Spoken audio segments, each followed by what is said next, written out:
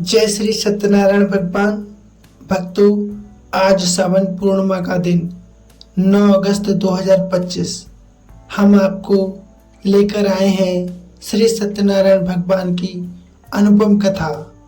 तो आपसे अनुरोध है, कथा को संपूर्ण सुनिए, साथ ही श्री सत्यनारायण भगवान का आशीर्वाद प्राप्त करें, क्योंकि एक सत्यनारायण भगवान की कथा ही ऐसी है जिसके सुनने मात्र से समस्त जीवन के पापों का नाश हो जाता है। घर में सुख शांति, धन वैभव, यश इत्यादि की प्राप्ति होती है। तो ऐसी दिव्य कथा का संपूर्ण अध्ययन अवश्य करना चाहिए। आइए भक्तों, शुरू करते हैं दिव्य कथा। इससे पहले यदि आप हमारे चैनल पर नए हैं तो सब्सक्राइब कर लीजिए, साथ ही वीडियो को लाइक शेयर भी कीजिए। आपका बहुत धन्यवाद होगा। प्रेम से बोलिए श्री सत्यनारायण भगवान की जय।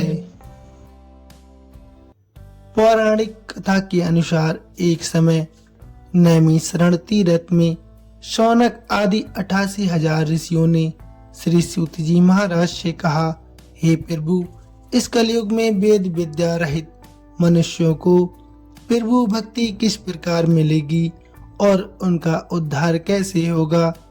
हे मुनि श्रेष्ठ, कोई ऐसा तप कहिए जिससे थोड़े समय में पुण्य प्राप्त होवे और मनोवांछित फल मिल जावे। ऐसी कथा को सुनने की हमारी बहुत तीव्र इच्छा है। सर्वशास्त्र ज्ञाता सूत जी महाराज बोले, हे वैष्णवों में पूज्य, आप सभी ने प्राणियों की हित की बात पूछी है, इसलिए मैं एक श्रेष्ठ व्रत को आप लोगों को बताऊंगा, जिससे नारद जी लक्ष्मी नारायण जी से पूछा था और लक्ष्मीपति ने मुनि श्रेष्ठ नारद जी से कहा था। आप इसे ध्यान से सुनिए। एक समय की बात है, योगी राज नारद जी दूसरों की हित की चिंता के लिए अनेकों लोकों में घूमते हुए मृत्यु लोक आ पहुँचे। यहाँ पर उन्होंने अनेक योनियों में जन्मे प्राय सभी मनुष्यों को अपने कर्मों द्वारा अनेकों दुखों से पीड़ित देखा। उनका दुख देख नारद जी सोचने लगे कि कैसा यत्न किया जाए जिसके करने से निश्चित रूप से मानव के दुखों का अंत हो जाए। इसी विचार पर मनन करते हुए वह विष्णु लोक में गए। वहां देवों के इष्ट भगवान श्री नारायण की स्तुति करने लगे। स्तुति करते हुए नारद जी बोले, हे भगवान, आप अत्यंत शक्ति से संपन्न हैं। मन तथा वाणी भी आपको नहीं पा सकती है। आपका यदि मद तथा अंत नहीं है। निर्गुण स्वरूप सृष्टि के कारण भक्तों के दुखों को दूर करने वाले आपको मेरा कोटि कोटि प्रणाम है। नारद जी की स्तुति सुन विष्णु जी बोले, हे मुनि श्रेष्ठ, आपके मन में क्या बात है? आप किस कारण यहाँ पर पधारे हैं? निसंकोच कहो। इस पर नारद मुनि बोले कि मृत्यु लोक में अनेक योनियों में जन्मे मनुष्य अपने कर्मों के द्वारा अनेकों दुख से बहुत दुखी हैं। हे नाथ, आप मुझ पर दया करते हैं तो बताइए कि मनुष्य को थोड़े प्रयास से ही अपने दुखों से कैसे छुटकारा मिल सकता है। श्री हरि नारद से बोले, मनुष्यों की भलाई के लिए तुमने बहुत अच्छी बात पूछी है, जिसके करने से मनुष्य मोह से छूट जाता है। वह बात मैं तुमसे कहता हूँ, सुनो। स्वर्गलोक व मृत्युलोक दोनों में एक दुर्लभ उत्तम व्रत है जो पुण्य देने वाला है।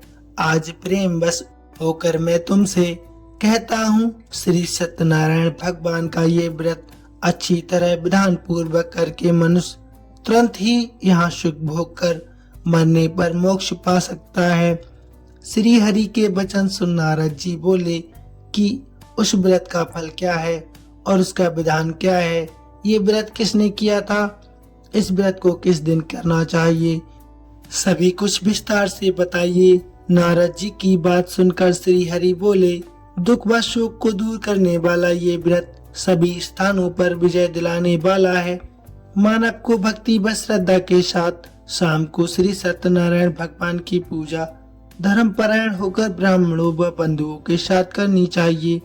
भक्ति भाव से ही नैवेद्य, केले का फल, घी, दूध और गेहूं का आटा सवाया लेना चाहिए।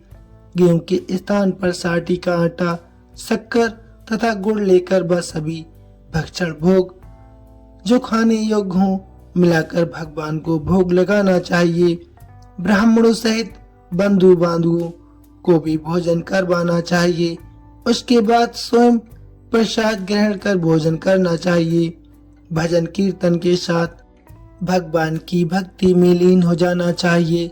इस तरह से श्री सत्यनारायण भगवान का ये व्रत करने पर मनुष्य की सारी इच्छाएं निश्चित रूप से पूरी होती हैं।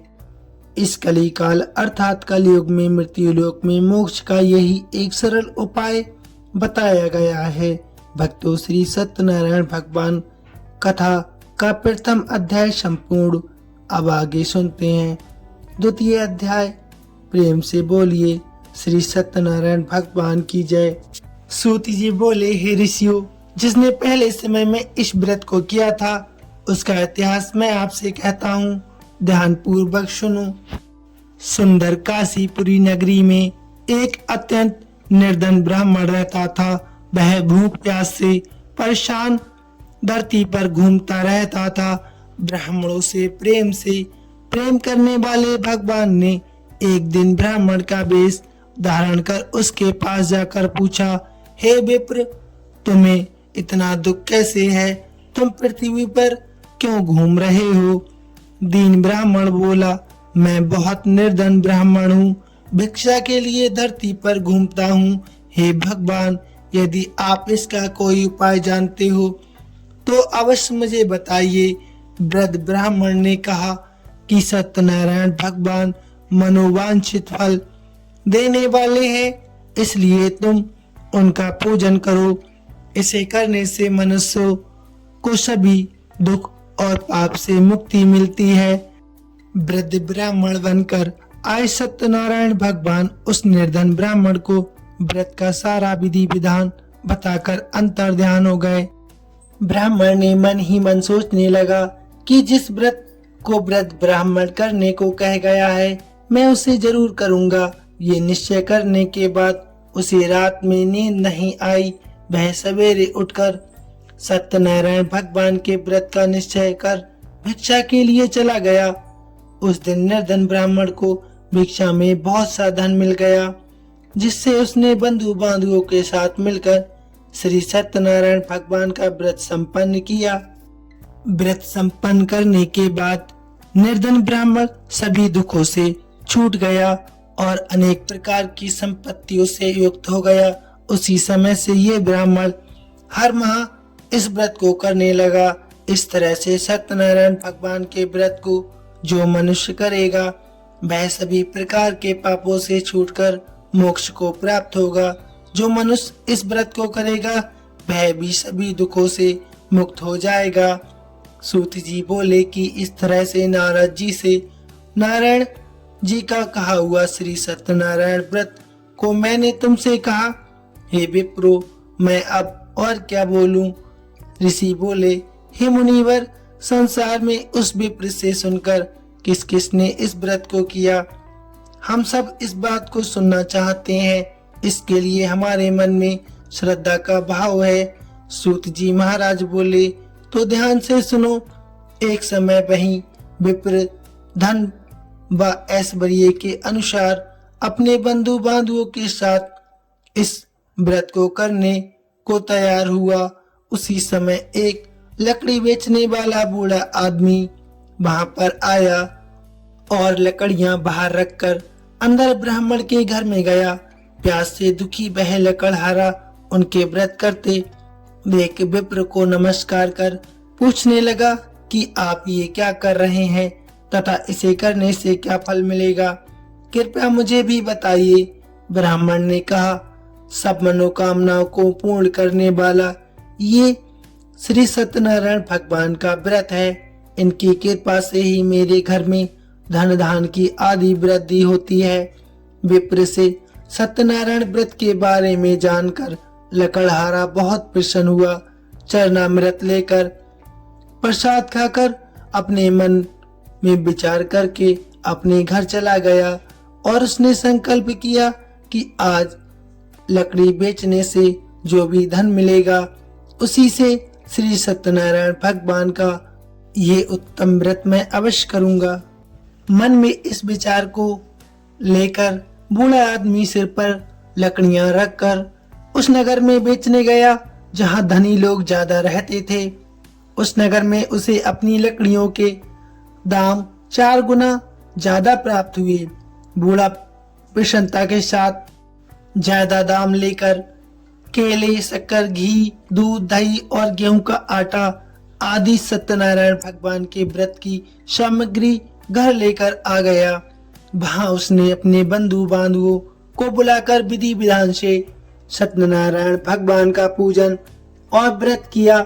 इस व्रत के प्रभाव से वह बूढ़ा लकड़हारा धन, पुत्र आदि से युक्त होकर संसार के समस्त सुख भोग कर अंतकाल में वह श्री हरि के वैकुंठ धाम चला गया। भक्तों, दूसरा अध्याय संपूर्ण प्रेम से बोलिए श्री सत्यनारायण भगवान की जय। आइए अब सिमरण करते हैं श्री सत्यनारायण भगवान कथा का अध्याय तृतीय। भक्तों, प्रेम से और सच्ची भावना से हमें श्री सत्यनारायण व्रत कथा को संपूर्ण ही सुनना चाहिए। तो आपसे अनुरोध है कि आप संपूर्ण ही कथा सुने। आइए भक्तों, शुरू करते हैं। सूत जी महाराज बोले, श्रेष्ठ मुनियों, अब आगे की कथा मैं तुमसे और कहता हूँ। पहले समय की बात है, उल्का मुख नाम का एक बुद्धिमान राजा रहता था। वह सतवक्ता और जितेंद्रिय था। प्रतिदिन देव स्थानों पर जाता और निर्धनों को धन दान करता था, उनके कष्ट भी दूर करता था। उसकी पत्नी कमल के समान मुख वाली सती साध्वी थी। भद्रशिला नदी के तट पर उन दोनों ने श्री सत्यनारायण भगवान का व्रत किया। उसी समय एक साधु वैश्य आया। उसके पास व्यापार करने के लिए उसके पास बहुत सा धन था। राजा को व्रत करते देखकर वह विनय के साथ पूछने लगा, हे राजन, भक्ति भाव से पूर्ण होकर आप ये क्या कर रहे हैं? मैं सुनने की इच्छा बहुत रखता हूँ, आप कृपा करके मुझे बताइए। राजा बोला, हे साधु, अपने बंधु बांधवों के साथ पुत्र आदि प्राप्ति के लिए एक महाशक्तिमान श्री सत्यनारायण भगवान का व्रत व पूजन कर रहा हूँ। राजा के वचन सुन साधु आदर से बोला, हे राजन, इस व्रत का मुझे सारा विधान बता दीजिए। आपकी कथा अनुसार मैं इस व्रत को अवश्य करूँगा। मेरी भी कोई संतान नहीं है और इस व्रत को करने से निश्चित रूप से मुझे संतान की प्राप्ति होगी। राजा से व्रत का सारा विधान सुन व्यापार से निर्भत होकर वह अपने घर गया। साधु वैश्य ने अपनी पत्नी को संतान देने वाले इस व्रत का वर्णन कह सुनाया और कहा कि जब मेरी कोई संतान होगी तब मैं इस व्रत को अवश्य करूंगा। साधु ने इस तरह के वचन अपनी पत्नी लीलावती से कहे। एक दिन लीलावती पति के साथ आनंदित हो सांसारिक धर्म में प्रवृत्त होकर सत्यनारायण भगवान की कृपा से गर्भवती हो गई। 10वें महीने में उसके गर्भ से एक सुंदर कन्या ने जन्म लिया। दिनों दिन वह ऐसे बढ़ने लगी कि जैसे शुक्ल पक्ष का चंद्रमा बढ़ता है। माता पिता ने अपनी कन्या का नाम कलावती रखा। एक दिन लीलावती ने मीठे शब्दों में अपने पति को याद दिलाया कि आपने श्री सत्यनारायण भगवान के जिस व्रत को करने का संकल्प किया था उसे करने का समय आ गया है। आप इस व्रत को करिए। साधु बोला, हे प्रिय, इस व्रत को मैं उस समय करूंगा जब अपनी पुत्री का मैं विवाह करूंगा। इस प्रकार अपनी पत्नी को आश्वासन देकर वह नगर को चला गया। कलावती पिता के घर में रहे। दिनों दिन बड़ी होने लगी। साधु ने एक बार नगर में अपनी कन्या को सखियों के साथ देखा तो तुरंत ही दूत को बुलाया और कहा कि मेरी कन्या के योग वर देखकर आओ। साधु की बात सुनकर दूत कंचन नगर में पहुंचा। वहां पर देखभाल करने के बाद लड़की के योग्य बालिक पुत्र को ले आया। योग्य लड़के को देख साधु ने बंधु बांधुओं को बुलाकर अपनी पुत्री का विवाह कर दिया। लेकिन दुर्भाग्य की बात है कि साधु ने अभी भी सत्यनारायण भगवान का व्रत नहीं किया। इस पर श्री भगवान क्रोधित हो गए और श्राप दिया कि साधु को अत्यधिक दुख मिले। अपने कार्य में कुशल साधु बनिया जमाई को लेकर समुद्र के पास स्थित होकर रत्नासारपुर नगर में गया। वहां जाकर दामाद ससुर दोनों मिलकर चंद्रकेतु राजा के नगर में व्यापार करने लगे। एक दिन भगवान सत्यनारायण की माया से एक चोर राजा का धन चुराकर भाग रहा था। उसने राजा के सिपाहियों को अपने पीछे आते देखकर वह धन वहां रख दिया जहां पर साधु अपने जमाई के साथ ठहरा हुआ था। राजा के सिपाहियों ने साधु बैस के पास राजा का धन देखा तो वह ससुर जमाई दोनों को बांधकर प्रसन्नता से राजा के पास ले गए और राजा से कहा आगे की कार्रवाई की आज्ञा दें। राजा की आज्ञा से उन दोनों को कठिन कारावास में डाल दिया गया और उनका सारा धन भी उनसे छीन लिया गया। श्री सत्यनारायण भगवान के श्राप से साधु की पत्नी बहुत दुखी हो गई। घर में जो धन रखा था उसे चोर चुरा कर ले गए। शारीरिक तथा मानसिक पीड़ा व भूख प्यास आदि से दुखी होकर अन्न की चिंता में कलावती एक ब्राह्मण के घर गई। वहां उसने श्री सत्यनारायण भगवान का व्रत होते देखा, फिर कथा भी सुनी। वह प्रसाद ग्रहण कर रात को घर वापस आई। माता ने कलावती से पूछा कि हे पुत्री, अब तुम कहाँ थी? तेरे मन में क्या है? कलावती ने अपने माता से कहा, हे माता, मैंने एक ब्राह्मण के घर में श्री सत्यनारायण भगवान का व्रत होते देखा है। कन्या के वचन सुन लीलावती भगवान के पूजन की तैयारी करने लगी। लीलावती ने परिवार व बंधुओं सहित सत्यनारायण भगवान का पूजन किया और उसने वर मांगा कि हे प्रभु, मेरे पति तथा जमाई शीघ्र घर आ जाएं। साथ ही ये भी प्रार्थना की कि हमसे जो अनजाने में अपराध हुआ है आप उसे क्षमा करें। श्री सत्यनारायण भगवान इस व्रत से संतुष्ट हो गए और राजा चंद्रकेतु को सपने में दर्शन देकर कहा, हे राजन, तुम उन दोनों वैश्यों को छोड़ दो और तुमने उनका जो धन लिया है उसे वापस कर दो। अगर तुमने ऐसा नहीं किया तो मैं तुम्हारा धन, राज व संतान सभी को नष्ट कर दूंगा। राजा को ये सब कहकर भगवान अंतर्ध्यान हो गए।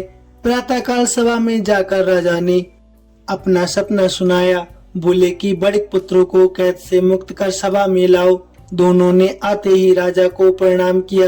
राजा मीठी वाणी में बोला, हे महानुभावो, भाग्यवश ऐसा कठिन दुख तुम्हें प्राप्त हुआ है, लेकिन अब तुम कोई भी भय मत रखो। ऐसा कह राजा ने उन दोनों को नए वस्त्र आभूषण दिए और जितना धन उनका लिया था उससे दुगना धन वापस कर दिया। दोनों वैश्य अपने घर को चल दिए। कथा अध्याय तृतीय समाप्त। प्रेम से बोलिए सत्यनारायण भगवान की जय। आइए भक्तों, अब शुरू करते हैं चतुर्थ अध्याय। सूत जी महाराज बोले, वैश्य ने मंगलाचार कर अपनी यात्रा आरंभ की और अपने नगर की ओर चल दिया। उनके थोड़ी दूर जाने पर एक दांडी वेशधारी श्री सत्यनारायण जी ने उनसे पूछा, हे साधु, तेरी नाव में क्या है? अभी बाड़ी बाड़िक हंसता हुआ बोला, हे दांडी, आप क्यों पूछते हो? क्या धन लेने की इच्छा है? मेरी नाव में तो बेल व पत्ते भरे हुए हैं। वैश्य के कठोर वचन सुन भगवान बोले, तुम्हारा वचन सत्य हो। दांडी ऐसे वचन कहे वहां से दूर चले गए। कुछ दूर जाकर समुद्र किनारे बैठ गए। दांडी के जाने के बाद साधु वैश्य ने नित्य क्रिया के पश्चात नाव को ऊंची उड़ते देखकर अचंभा माना और नाव में बेल पत्ते आदि देख वह मूर्छित होकर जमीन पर गिर पड़ा। मूर्छा खुलने पर वह अत्यंत शोक में डूब गया तथा उसका दामाद बोला कि आप शोक न मनाएं, ये दांडी का साप है, इसलिए हमें उनकी शरण में जाना चाहिए, तभी हमारी मनोकामनाएं पूरी होंगी। दामाद की बात सुनकर वह दांडी के पास पहुंचा और अत्यंत भक्ति भाव से नमस्कार करके बोला, मैंने आपसे जो जो असत्य वचन कहे थे उनके लिए मुझे क्षमा याचना दें। ऐसा कहकर महान शोकातुर हो रोने लगा। तब दांडी भगवान बोले, हे बड़िक पुत्र, मेरी आज्ञा से बार बार तुम्हें दुख प्राप्त हुआ है, तू मेरी पूजा से विमुख हुआ है। साधु बोला, हे भगवान, आपकी माया से ब्रह्मा आदि देवता भी आपके रूप को नहीं जानते, तब मैं अज्ञानी कैसे जान सकता हूँ। आप प्रसन्न हो जाइए, अब मैं सामर्थ्य के अनुसार आपकी पूजा अवश्य करूँगा। मेरी रक्षा करो और पहले के सामान नौकाओं में भर दो। साधु बैस के भक्ति पूर्वक वचन सुनकर भगवान प्रसन्न हो गए और उसकी इच्छा अनुसार वरदान देकर अंतर्ध्यान हो गए। ससुर जमाई जब नाव पर आए तब उन्होंने नाव धन से भरी हुई देखी। फिर वहीं अपने अन्य साथियों के साथ सत्यनारायण भगवान का पूजन कर अपने नगर को चल दिए। जब नगर के नजदीक पहुंचे तो उन्होंने दूत को घर पर खबर के लिए भेज दिया। दूत साधु की पत्नी को प्रणाम कर कहता है कि आपके पति और दामाद नगर के निकट आ गए हैं।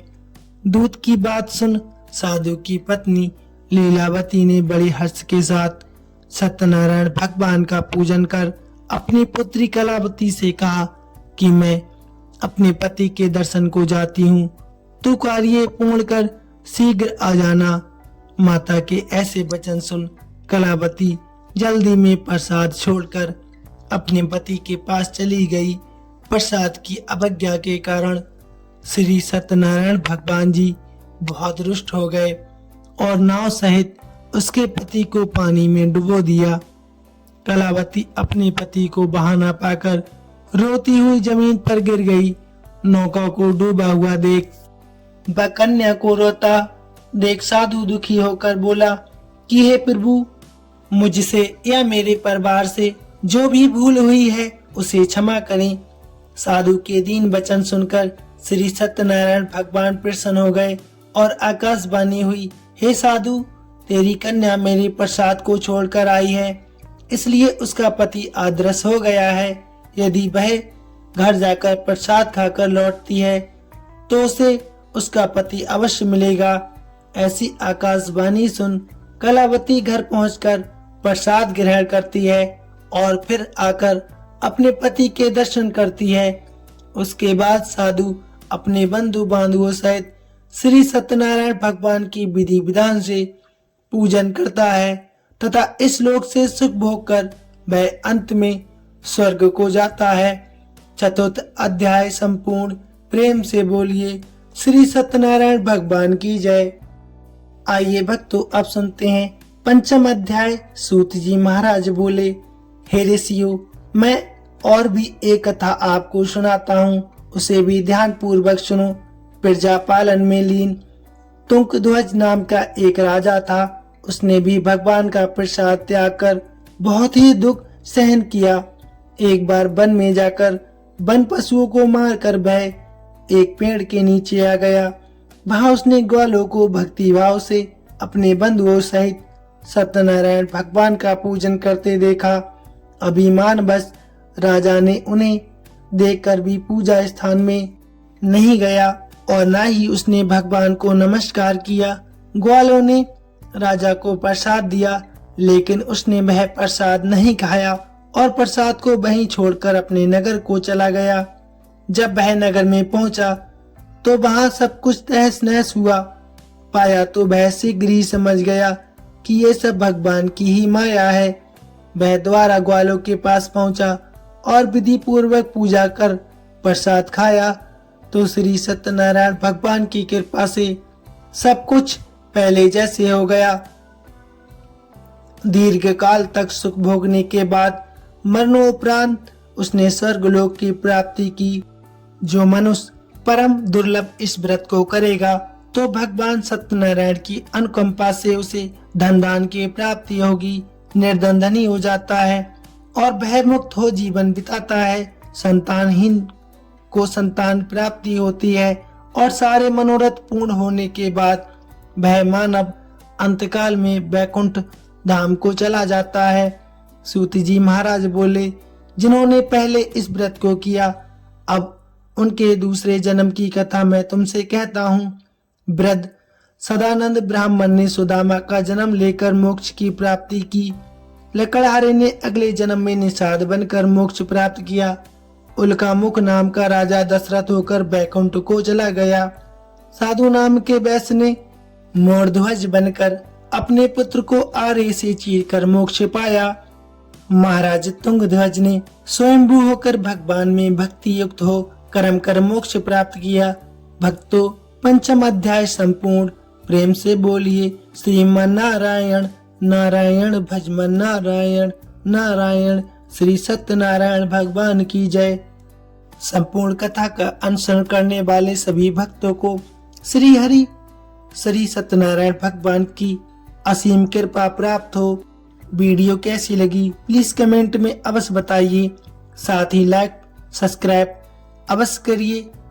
साथ ही बेल आइकन दबाइए ताकि आपको हमारी अगली वीडियो का नोटिफिकेशन सबसे पहले मिले।